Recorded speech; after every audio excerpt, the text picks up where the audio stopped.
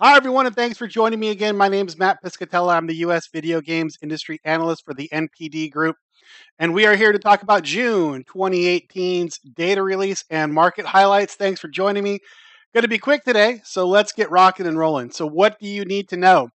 Number one, total sales were up 25% this month and are now up 17% year to date. This is across hardware, software, accessories, and game cards for the U.S. video game market. All in all, another great month in 2018. On the software side, Mario Tennis Aces is June's best selling game, and it had the highest month one sales of any tennis title in tracked history. Of course, NPD tracks game sales back to 1995. And this includes everything. The previous record holder was N64's Mario Tennis, released back in the September 2000 tracking period. So a stellar month for Mario Tennis Aces, a Nintendo Switch exclusive. And as a reminder for you folks that don't know, the NPD Group currently does not track digital sales on Nintendo platforms. So this is physical sales only. On the hardware side, sales were up over 50% in June in terms of dollar sales across all hardware. The NES Classic was June's top unit selling hardware platform.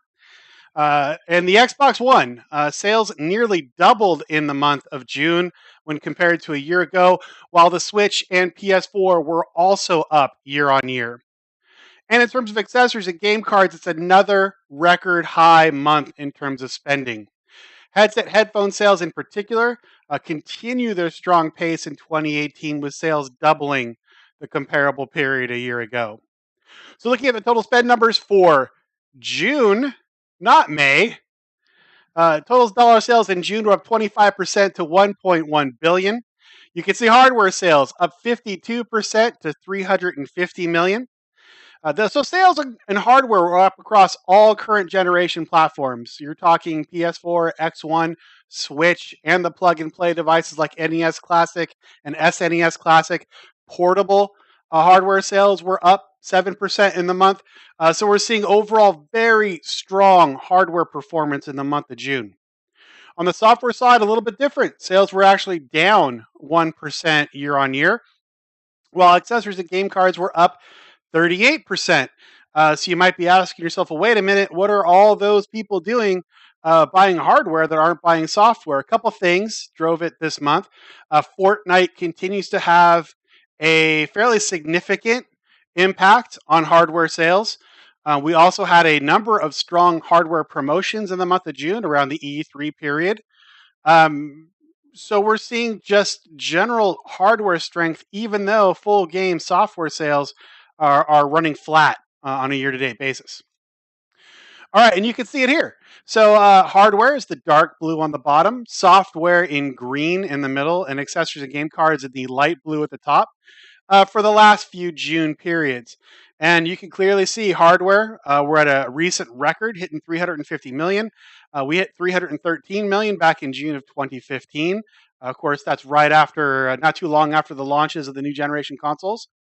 Software sales have been kind of flat, 377 in June of 16, 379 last year, 374 this year. And this is 100% of physical and digital full game sales on PSN, Xbox, and Steam for members of the Digital Leader Panel, which is most of your major publishers with the exception of Bethesda and Nintendo. And it's finally accessories and game cards at 353 million. As you can see, comparing to previous years, accessories and game cards continue to absolutely drive the business forward. Oh yeah, and when you look at that, accessory game cards at 353, exceeding hardware sales, even though hardware was up 50%. So pretty crazy stuff. All right, on a year-to-date basis, total sales up 17% to $6.0 billion, up from $5.2 billion a year ago. Hardware up 21%, $1.7 billion. That is being driven by increases in sales of Xbox One and PlayStation 4 hardware. PC and video game software on a year-to-date basis is up 6%. So recent releases like Far Cry 5 and God of War have allowed the market to grow a little bit year on year. And finally, accessories and game cards, 31% year-on-year growth. Continued strength across headsets, headphones, game pads, And now we're starting to see a lot of strength in areas like memory and RAM cards. So on a year-to-date basis, 1.7 billion for hardware is a recent high, even exceeding year-to-date 2014, which of course was the year following the launch of the new gen systems. On the software side, 2.6 billion on a year-to-date basis. Again, we're at a recent year high, and 1.8 billion on accessory game cards, a record number. So all in all, continued very strong performance in the 2018 tracking period. All right, so some notable performances this June. Number one, Mario Tennis Aces. Mentioned it earlier, the number one selling game of June, even though we currently don't track digital for Nintendo platforms. The highest month one sales of any tennis game in history, and this goes way back to 1995. The previous record holder was N64's Mario Tennis. That was in the September 2000 tracking period. The second is the NES Classic, which was the highest June hardware unit sale platform. And it's the first time an NES system has led in monthly unit sales since we began tracking in 1995. Like, what do you say? Overall sales of the all other consoles, if you look at consoles outside of PS4, X1, and Switch, basically everything else in the market on the console side, we had sales increase of 23 times what the year ago figure was, driven to a large extent by the NES Classic. Now, why was the NES Classic so popular? Nintendo basically relaunched the NES Classic, put it back in distribution in a very significant way, and sold a very significant number of units to really push the overall all other market forward. And finally, Switch. So Nintendo Switch hardware dollar sales up over 50% versus last June. We had software sales more than double June software sales of a year ago. And it's the only hardware platform that's showing software sales growth in the month year on year.